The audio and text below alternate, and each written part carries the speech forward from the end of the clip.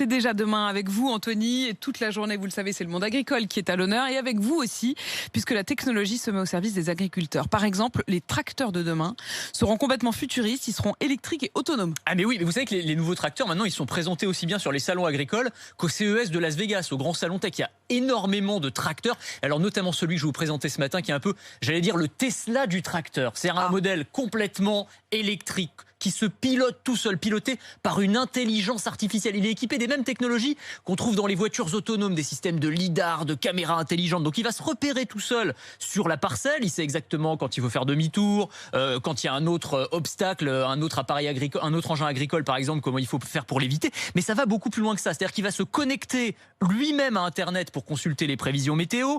Il va évaluer la pousse des végétaux. Il va déterminer où et quand et quasiment au centimètre près où il faut aller déposer de l'engrais ou des pesticides. Et ça, c'est intéressant d'un point de vue économique et écologique parce que ça permet d'économiser, d'utiliser moins de pesticides. Et toutes les informations sont envoyées sur une tablette ou un ordinateur que l'agriculteur peut consulter à distance. Quand il y a un problème, évidemment, il a une alerte. Mais lui, pendant ce temps-là, il peut faire complètement autre chose. Et c'est tout l'intérêt, évidemment, de ces tracteurs autonomes. C'est peut-être une nouvelle révolution agricole. L'enjeu, c'est de pallier le manque de main-d'œuvre dans le secteur agricole. Il y a un autre outil, Anthony, ce sont des robots qui récoltent des fruits et légumes. Absolument, c'est un problème chronique, le manque de main-d'œuvre, en France notamment, mais un peu partout dans le monde, dans l'agriculture. Et donc on a par exemple un projet financé par l'Union européenne qui s'appelle Sweeper. C'est un robot cueilleur de poivrons. Alors c'est très spécifique, effectivement, mais en gros, ce bras robotique qui est couplé à une caméra intelligente, il est capable de détecter la présence d'un poivron, son niveau de maturité et de s'en saisir très délicatement, ce qui est très compliqué pour un robot évidemment, pour ne pas abîmer le fruit, puisque j'ai appris que le poivron était un fruit pour préparer cette chronique. Voilà.